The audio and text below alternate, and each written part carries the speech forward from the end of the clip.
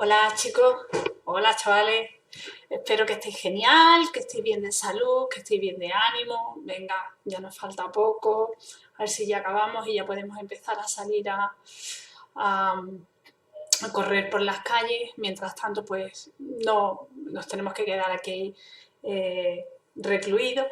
Si recordáis en la práctica de la semana pasada, vamos a dar la práctica del día 31 de marzo. En la práctica de la semana pasada, pues lo que estuvimos viendo fue...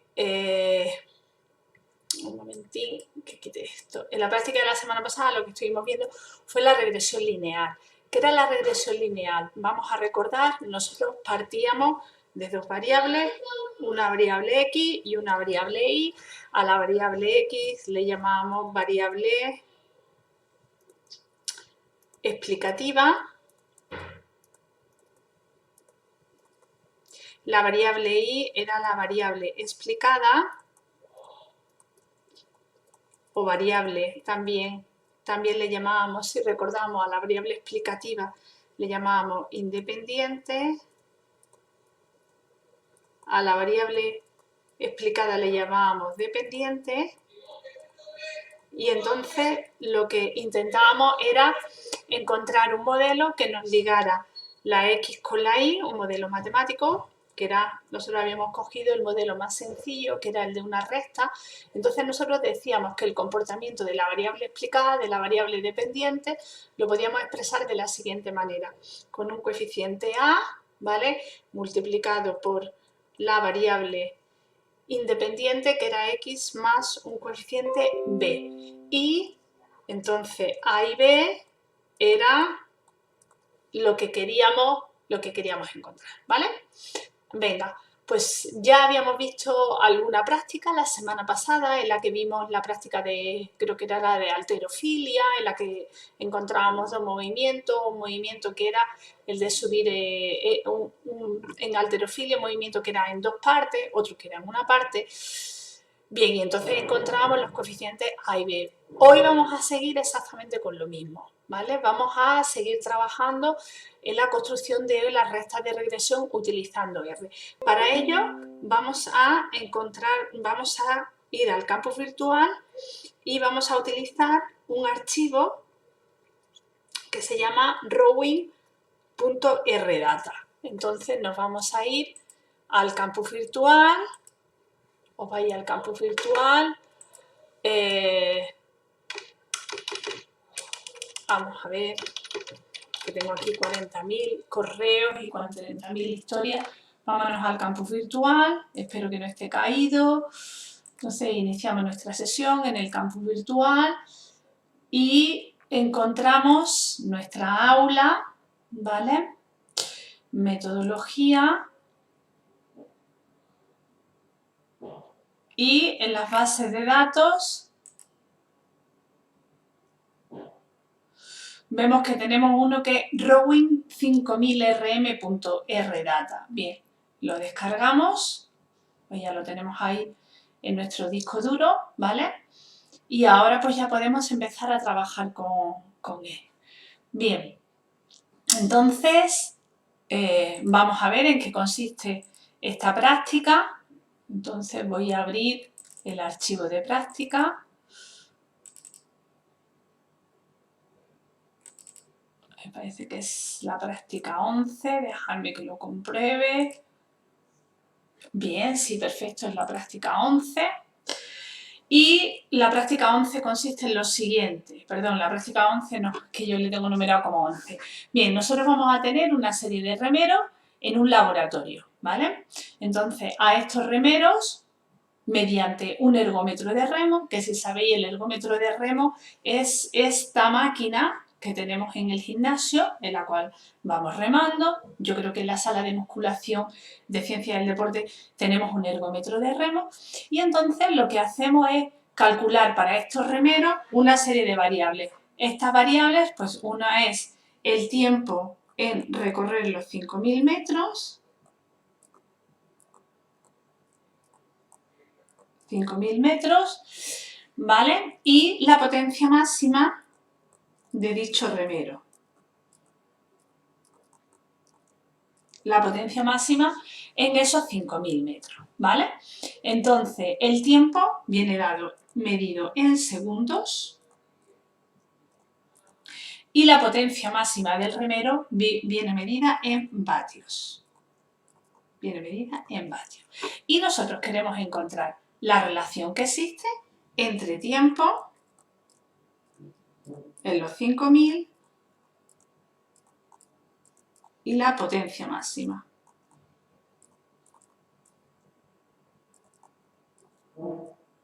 Y la potencia máxima.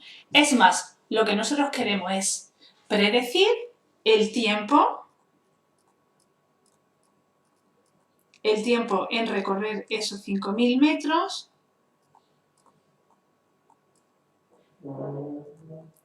conocida la potencia máxima.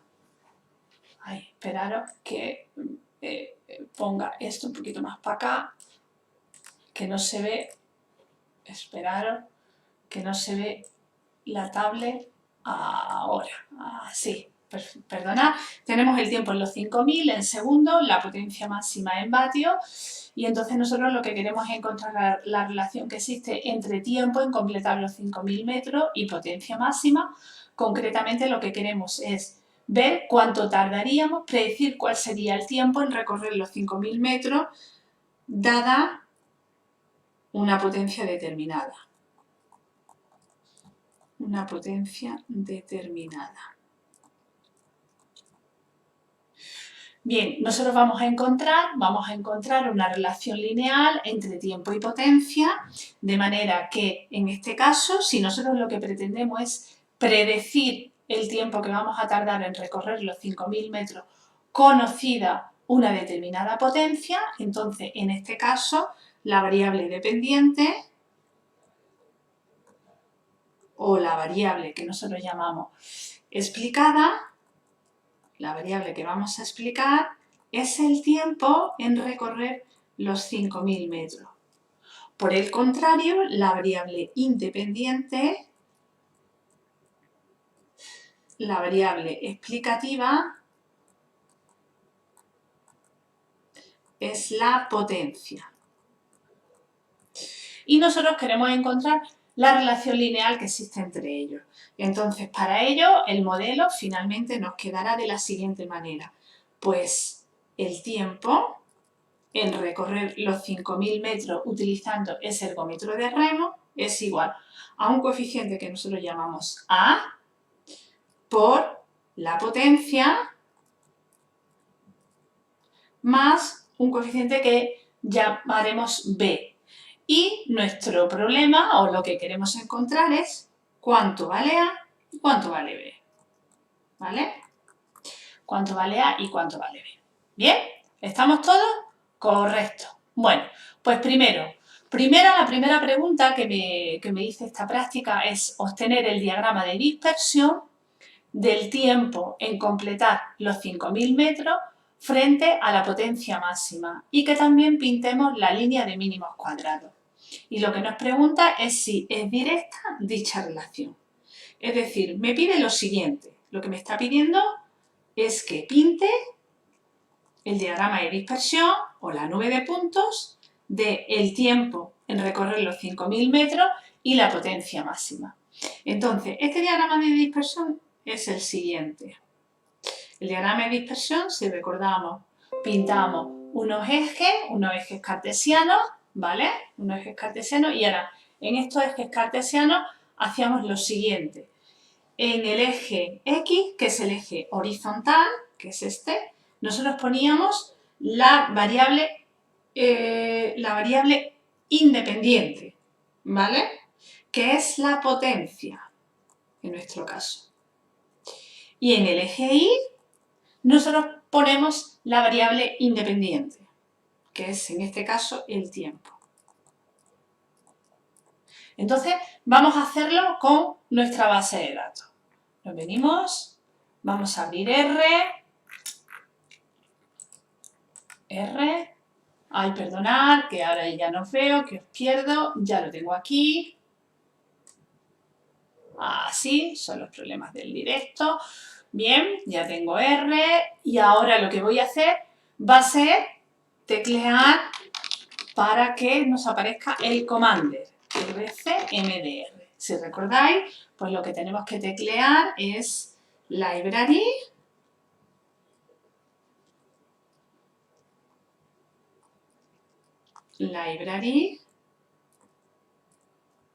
y ahora entre paréntesis R mayúscula CMDR.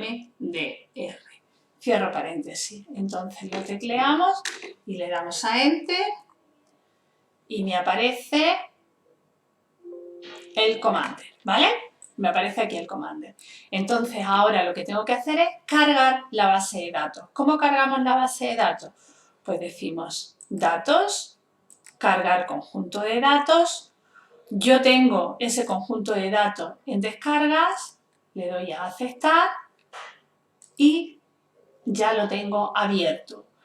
Si recordamos, este archivo, el archivo Rowing 5000 Data es un archivo que está dado en un formato de R, con lo que no necesitamos importarlo, sino que simplemente lo que hacemos es cargarlo. Si le damos a visualizar el conjunto de datos, aquí tenemos una serie de variables, ¿vale? Venga, vamos a ver cuál nos va a interesar a nosotros. Si vemos, tenemos del 1 al 18. Esos son los remeros que tenemos disponibles. Vamos a ir con cada una de las variables. Empezamos con la primera variable. La primera variable me da el tiempo en segundos que tarda un remero en completar los 2000 metros, ¿vale? Entonces, esa sería la primera variable. Segunda variable me da el tiempo en segundos que tarda el remero en completar los 5000 metros, ¿vale? Que esa es nuestra variable de interés. Esa será nuestra variable dependiente, ¿vale? Tercera variable. La tercera variable, h, es la altura que tiene dicho remero. Cuarta variable, body.mass. ¿Qué es lo que me está dando? Pues lo que me está dando es el peso de dicho remero, ¿vale? Bien, la siguiente es la altura del sillín, del ergómetro de remo. Y la última, perdón, la última no, la penúltima, peak power, esa es el pico de potencia, es decir, en esos 5000 metros, ¿cuál es el pico de potencia que alcanza el remero? Esto viene dado en vatios. Y la última es la longitud de la brazada, del remero, ¿vale? Entonces ya tenemos la base de datos, ya tenemos la base de datos en R y ahora lo que vamos a hacer va a ser lo primero que nos pide la práctica. Y lo primero que nos pide la práctica es que pintemos el diagrama de dispersión que nos describe el tiempo en completar los 5000 metros en función de la potencia. Venga, pues vamos a hacerlo. Decimos gráficas, diagrama de dispersión. Gráficas, diagrama de dispersión. Siempre que me pida la nube de puntos, tenemos que ir a gráfica, diagrama de dispersión. Lo seleccionamos. Bien. Y ahora me pide quién va a ser la variable X y quién va a ser la variable Y. Cuando seleccionemos diagrama de dispersión, tenemos que tener claro quién va en el eje horizontal y quién va en el eje vertical. Porque nos puede dar gráficas completamente distintas, ¿vale? ¿Nos queda claro? Bien, en este caso nosotros siempre, en el diagrama de dispersión, en el eje X, nosotros vamos a poner la variable independiente. Y en el eje Y vamos a poner la variable dependiente.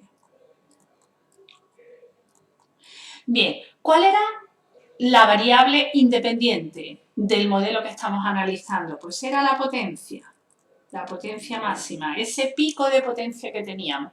¿Y quién era la variable dependiente? Pues era el tiempo. Entonces, vamos a pintar dicha gráfica. Entonces, escojo como X la potencia máxima y como Y escojo el tiempo en recorrer los 5000 metros, ¿vale? Ya lo tengo, entonces ya tengo la primera parte solucionada. Y ahora en las opciones, porque me decía si recordábamos, me decía el problema que pintara también la recta de regresión. Si veis, donde pone opciones gráficas, tenemos un display de 4, 5, 6, de 8 opciones. Pues si vemos la opción número 6 es la línea de mínimos cuadrados. Entonces la seleccionamos línea de mínimos cuadrados. Y ahora aquí a la derecha tenemos si queremos ponerle etiquetas a la gráfica. Entonces, por ejemplo, al eje X le vamos a llamar potencia, al eje Y le vamos a llamar tiempo en los 5000 m y el título de gráfico, pues por ejemplo, puede ser diagrama de dispersión.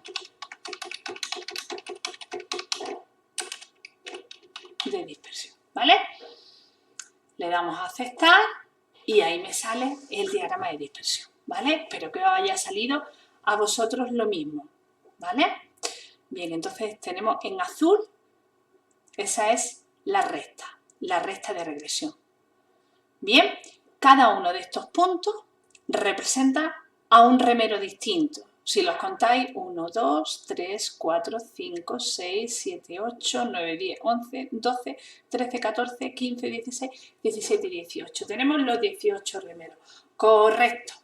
Bien, vamos a pensar qué le pasa a los puntos que están por debajo de la recta. Los puntos que están por debajo de la recta significa que el tiempo que el remero tardó en completar los 5000 metros es inferior al tiempo que la recta de regresión predice para dicho remero. Si veis, por ejemplo, este remero que tiene una potencia, pues tendrá una potencia de 755 vatios o así, tarda en completar los 5000 metros pues unos 1037 segundos o así. Sin embargo, la recta de regresión predice para él que tardará aproximadamente unos 1079 segundos.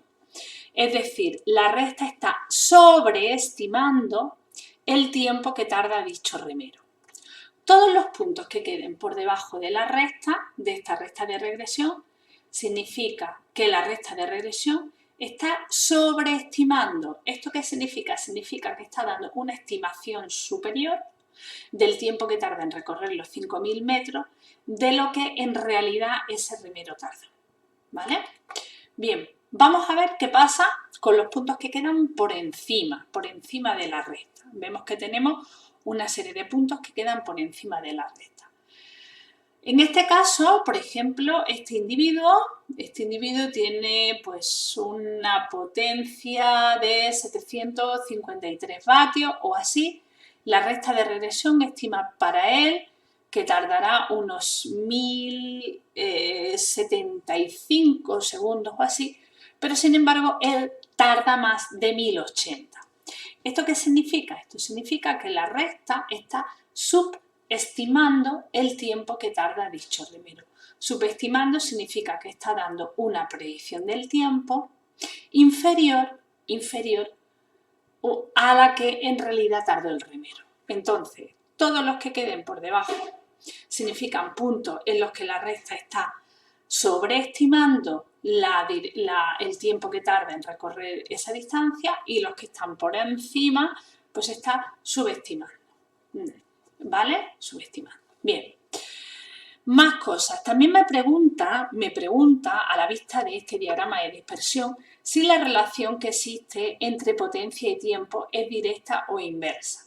En una relación directa significa que a más valor de la variable independiente, eso significa también más valor de la variable dependiente. En este caso, si veis los puntos, no veis, tenemos la recta que va así, hacia abajo.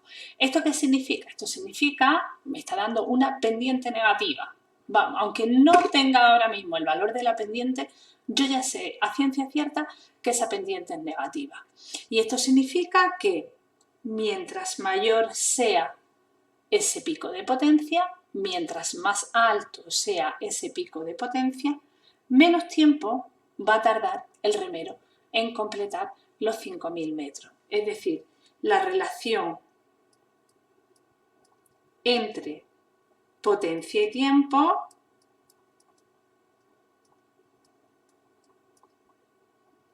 es inversa. Tengo una relación inversa, ¿vale? Bien, entonces ya sabemos que la relación es inversa. Venga, vamos a ver más cosas que me pide. Bien, me pide que obtenga la ecuación de mínimos cuadrados. Ahora yo quiero obtener cuál es la ecuación de esta recta. Yo quiero saber cuál es la ecuación de esta recta. Voy a intentar poner esto un pelín más grande, a ver si me deja. Herramientas, opciones, fuentes, voy a cambiarlo a que sea, por ejemplo, 13. No, cancelo. Ya lo tengo aquí, perfecto. Lo tengo aquí un poquito más grande para que veamos. Esto ya lo puedo cerrar, esto ya lo puedo cerrar. Y ahora ya voy a cargar el archivo. Datos, cargar conjunto de datos. Ya lo tengo aquí, ¿vale? Yo creo que ya se ve un poquito mejor. Bien. Bien, ahora pues vamos a calcular la ecuación de la recta. Vamos a calcular la ecuación de la recta. ¿Cómo calculamos la ecuación de la recta? Pues la ecuación de la recta, nosotros lo que queremos es estimar cuánto vale el coeficiente A y el coeficiente B de la siguiente manera. Tenemos que el tiempo en recorrer los 5.000 metros es igual a un coeficiente A, que no lo conozco, multiplicado por la potencia más un coeficiente B. ¿Vale? Bien, entonces ahora lo que queremos es ver cuánto vale A y cuánto vale B. Entonces decimos, vamos a calcular estos coeficientes. ¿Cómo calculábamos los coeficientes? Pues nos vamos a la opción estadísticos, ajuste de modelos, regresión lineal. Estadísticos, ajuste de modelos, regresión lineal. Lo seleccionamos y aquí tenemos que tener claro quién es la variable explicada y quién es la variable explicativa. Vuelvo a repetir, la variable explicada es la variable dependiente. Esta la llamamos con la letra I. La variable explicativa es la variable independiente, que también le llamábamos X, ¿vale? Bien, entonces, la variable explicada hemos dicho que es el tiempo en recorrer los 5.000 metros, pues lo selecciono. Y la variable explicativa es la potencia y la selecciono, ¿vale? Y a este modelo le voy a llamar regresión. ¿Vale? Le doy a aceptar. Y entonces ahora lo que tenemos es que mirar cuidadosamente la ventana de resultados. Vamos a ver la ventana de resultados. La ventana de resultados, que es la ventana inferior, esta que está aquí debajo, ¿vale? Aquí está la ventana de resultados. Entonces vemos que ha llamado regresión a este modelo y me da un resumen de ese modelo de regresión. Me dice características de los residuos, pues cuál es el mínimo valor de los residuos, cuál es el máximo, primer cuartil, tercer cuartil y cuál es la mediana de los residuos. Y si veis, ahora para calcular cuánto vale A y cuánto vale B, recordamos que la semana pasada dijimos tenemos que fijarnos detenidamente en la columna que pone coeficientes estimate. Entonces nos vamos a coeficient estimate. Ahora, ¿quién es A? A es el coeficiente que va acompañando a la potencia. Si veis, lo veis aquí, es el coeficiente que va acompañando a la potencia. Entonces nos vamos a esta primera columna, a este que tenemos aquí, y vemos que el coeficiente que va acompañando a la columna es de menos 0,59288. Entonces A es menos 0,59288. Bien, tenemos una pendiente negativa. ¿Concuerda con lo que habíamos visto en la gráfica? Concuerda totalmente, porque nosotros habíamos visto que en el diagrama de dispersión teníamos la recta hacia abajo. Ya habíamos dicho, la pendiente nos va a salir negativa, ¿vale? Entonces ya tenemos la pendiente negativa. Y ahora tenemos el coeficiente B. Y el coeficiente B, dijimos, siempre miramos donde pone intercept. Y donde pone intercept, ahí está el coeficiente B. De manera que el coeficiente B es 1517 con 56970.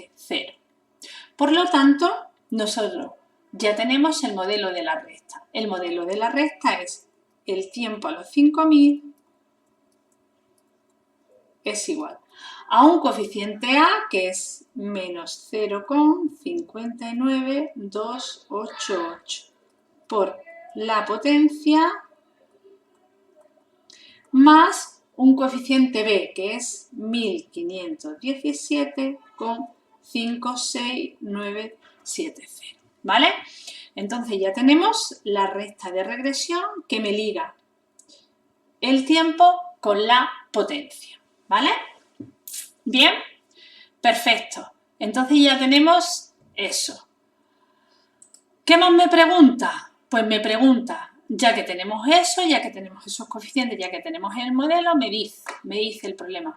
¿Cuál es el tiempo que tardará un remero en completar los 5000 metros si presenta una potencia máxima de 800 vatios?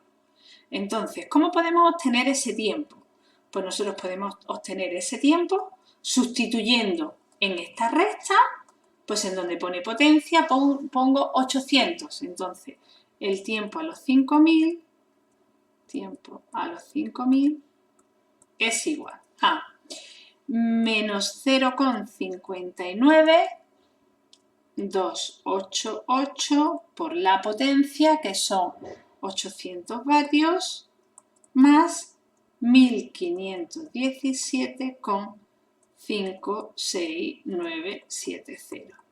Entonces, resuelvo eso y la solución que me dé pues es justamente el tiempo que tardaré en recorrer los 5000 metros. Bien, pues entonces, ¿cómo calculamos eso? Pues nos venimos aquí y decimos menos 0,59288 por 800 más 1517,56970.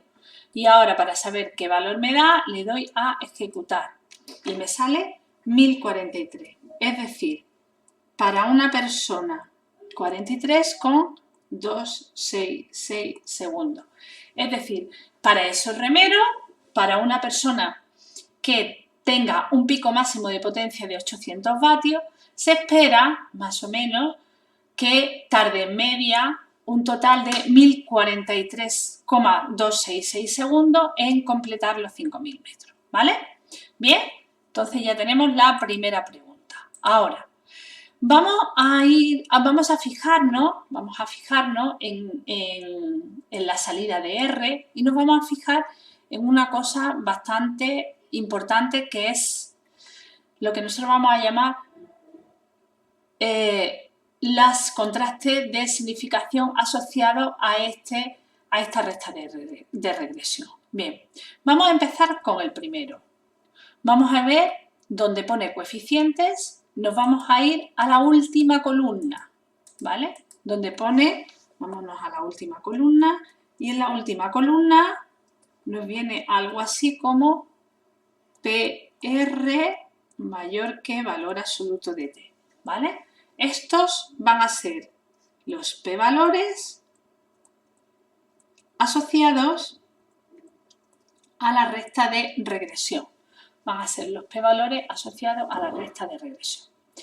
¿Eso qué significa? Esto significa que mientras estamos realizando una recta de regresión, nosotros a su vez también me devuelve el modelo una serie de contrastes y estos contrastes son bastante importantes. Entonces vamos a ver estos contrastes qué significan, ¿vale? Venga, vamos a empezar con el primer contraste. Vamos a la primera línea. La primera línea hace referencia a intercept. Intercept hemos dicho que es el coeficiente B. ¿Cuál es el p-valor asociado al coeficiente P? Pues el p-valor asociado al coeficiente B es el siguiente. Vamos a ver, contraste asociado a B. Bien, pues el contraste es el siguiente. La hipótesis nula es que ese coeficiente B vale 0, ¿vale? Y la hipótesis alternativa es que ese coeficiente B es distinto de 0. Ese es el contraste asociado a B. Vamos a ver cuál es el contraste asociado a A. El contraste, sabemos que A es la segunda línea, pues el contraste asociado a A es el siguiente.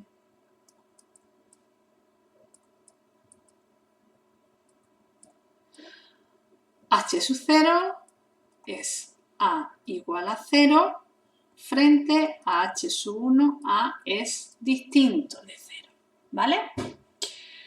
Bien, vamos a ver quiénes son los p-valores. Los p-valores hemos dicho que es la última columna. Entonces, para el primer contraste, el p-valor asociado es el p-valor que aparece en la primera fila. Y este p-valor es igual a 6,16 por 10 elevado a menos 14.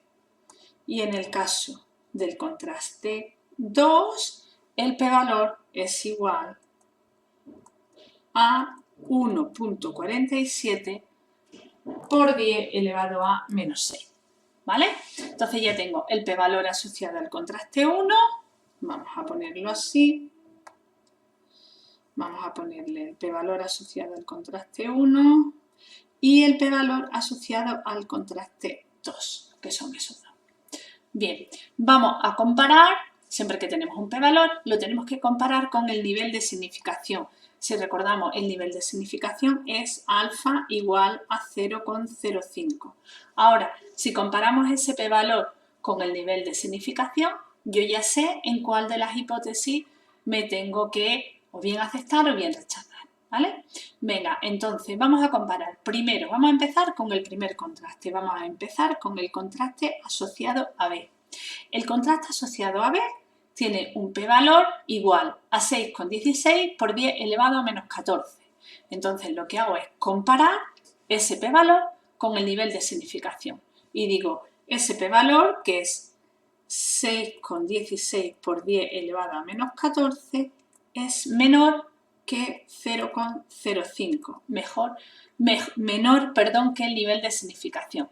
Entonces, si tengo un p-valor que es menor que el nivel de significación, pues la conclusión que obtengo es que tengo evidencias significativas para rechazar la hipótesis nula, para rechazar H sub 0. Bien, como 6,6 por 10 elevado a menos 14 es el p-valor que va asociado al contraste de A, pues entonces tengo evidencias para rechazar H sub 0. Es decir, estaría diciendo que el valor del coeficiente B es significativamente distinto de 0. ¿Vale? Bien. Vamos con el contraste asociado a A. El contraste asociado a mí me devuelve un p-valor que es 1,47 por 10 elevado a menos 6. Entonces vemos que este p-valor es menor que 0,05. Entonces, como tengo un p-valor inferior a 0,05, también tengo evidencias para rechazar H sub 0. Bien, como estoy dentro del contraste asociado a A, en el contraste asociado a A, el p-valor, la hipótesis alternativa, en este caso, es que A es distinto de 0. Entonces, en esos dos contrastes puedo decir que tanto A como B son significativamente distintos de 0. Aquí quiero hacer un inciso. Aunque nos parezca una tontería, porque decimos, bueno, yo estoy viendo que ese valor de B es de 1517, entonces claramente eso es distinto de 0. No, así no funciona, ¿vale? Así no funciona. Nosotros tenemos que comprobarlo mediante el contraste. Es la única manera que nosotros tenemos de ver si es significativamente distinto de 0 o no, ¿vale? Entonces, ya hemos explicado y hemos visto que tanto A como B son significativamente distintos de 0. Bien, entonces vemos que aún todavía me falta otro p-valor, ¿vale? Dentro de este contraste de hipótesis. Y es el p-valor, este pequeñito que tenemos aquí en la esquina inferior derecha. Entonces, el último contraste lo tengo, es el siguiente. Ya he comprobado A por separado, B por separado y el último contraste es el siguiente. El último contraste es el siguiente. Es H sub 1, A es igual a B, es igual a 0, perdón, H sub 0, A es igual a B igual a 0, frente a la hipótesis alternativa de que o A o B o los dos son distintos de 0. O A o B o los dos son distintos de 0. Ese es el contraste. Entonces yo tengo un contraste que en lugar de ir coeficiente por coeficiente, comprueba los dos coeficientes de golpe. Si veis, en la esquina inferior, izquierda, tengo el p-valor asociado a ese contraste de hipótesis. Ese p-valor asociado al contraste de hipótesis es igual a 0.00001472, ¿vale?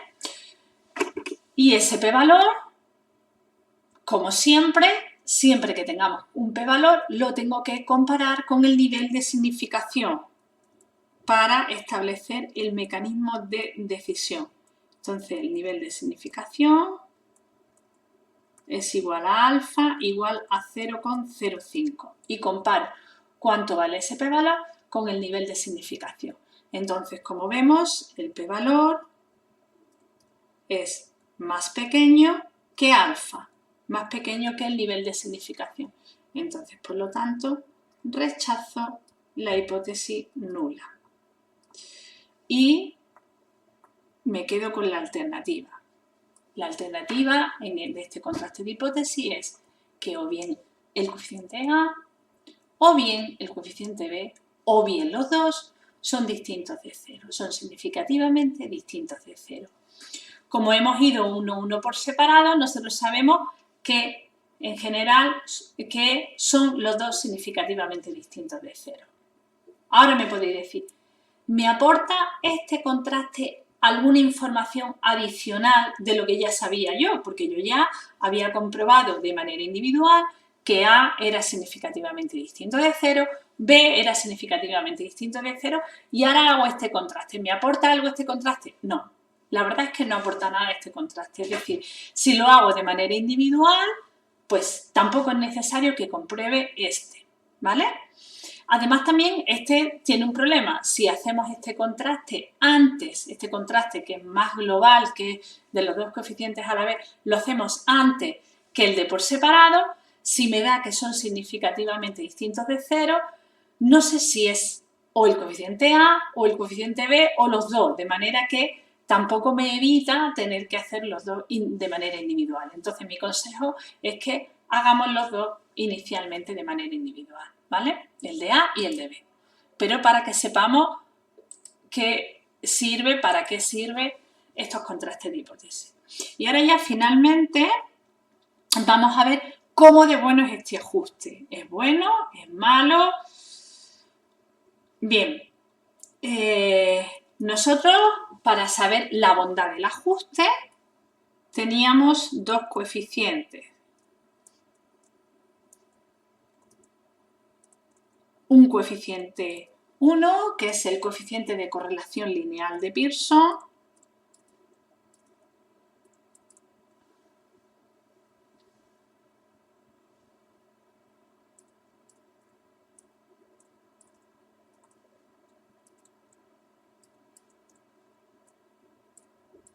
que lo representábamos por la letra R minúscula, y segundo, lo que llamábamos el coeficiente de determinación,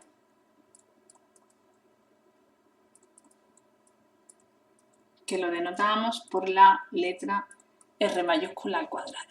Además, también sabíamos que existe una relación entre los dos coeficientes. Sabemos que R minúscula, si lo elevamos al cuadrado, es lo mismo que el coeficiente de determinación al cuadrado, ¿vale?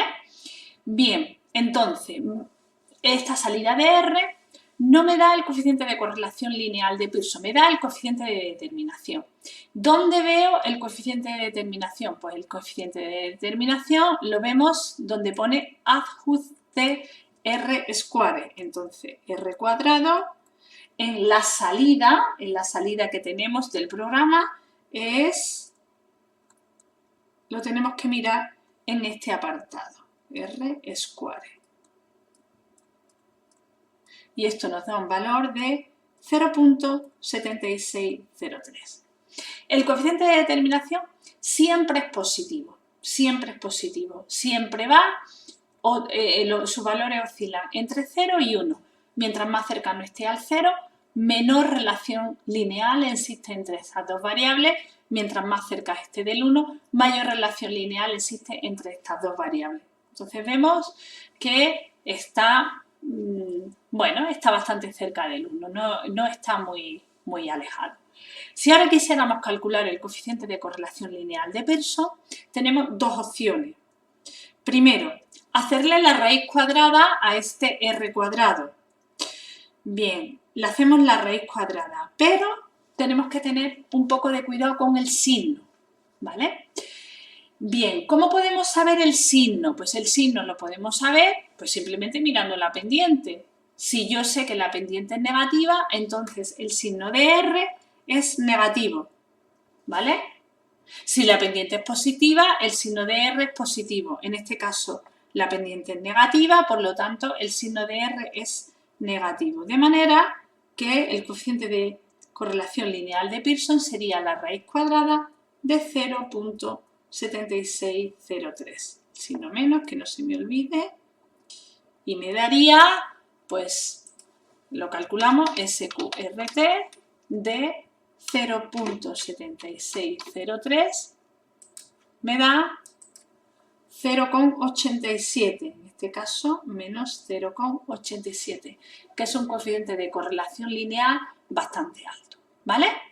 Bien, otra manera de calcular el coeficiente de correlación lineal. Pues otra manera de calcular el coeficiente de correlación lineal es directamente desde RCommander decimos estadísticos, resúmenes, matriz de correlaciones.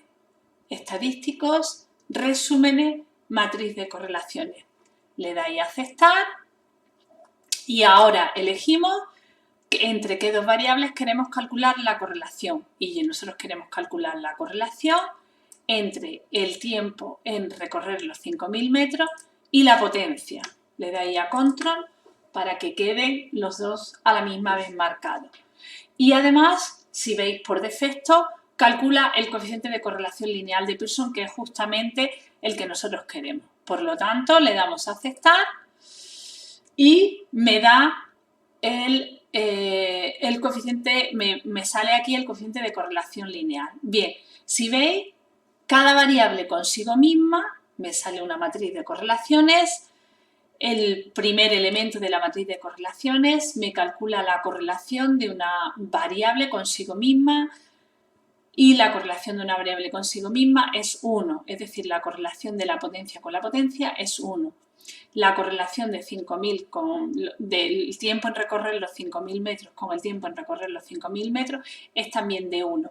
Bueno, pues fuera de la diagonal es donde me encuentro el coeficiente de correlación lineal de Pearson entre la potencia y el tiempo a los 5000. Y si veis es de menos 0,88, que era justamente lo que a mí me había salido. A partir de 0,85 o así se considera que es bastante bueno, entonces vemos que sí, que entre potencia máxima y tiempo en recorrer los 5000 metros parece que existe una buena correlación lineal, ¿vale? Entonces, pues sí, ese ajuste parece que es bastante bueno. Existe una buena relación lineal entre las variables. Vamos a ver ya lo último de este apartado, que son los residuos del modelo. Porque nosotros habíamos visto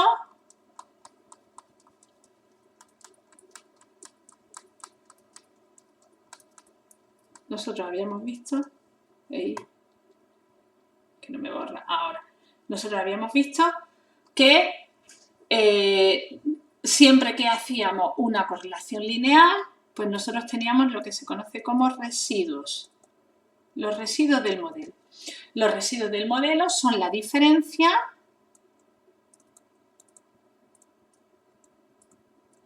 entre la observación, entre los valores observados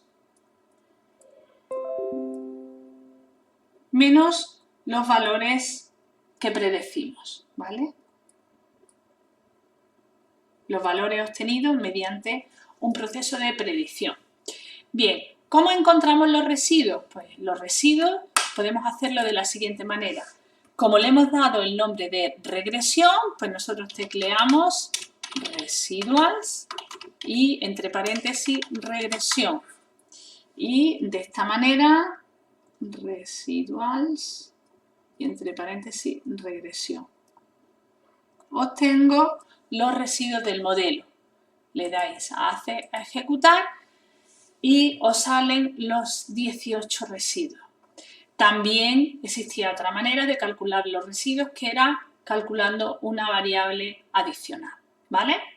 Bien, estos residuos dijimos que tenían dos características. La primera característica es que su media, la media de esos residuos, era cercana al cero.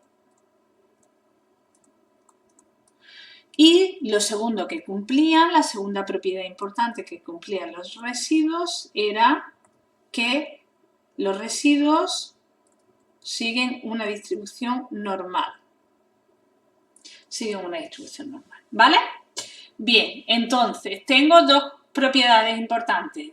La media de los residuos está cercana al cero y también los residuos siguen una distribución normal. Bien, voy a calcular la media de los residuos. Entonces, podemos llamarle a los residuos, a este residuals regresión, pues vamos a llamarle residuos es igual a residuals de regresión. Y lo que estamos haciendo aquí es darle un nombre. Vamos a llamarle residuos. Residuo es residuals y entre paréntesis regresión. ¿Vale? Y le damos a ejecutar, ya le hemos dado ese nombre a los residuos, ¿vale? Y ahora vamos a calcular la media. Pues la media, pues podemos hacerlo como mean residuos, min de los residuos. Min residuos.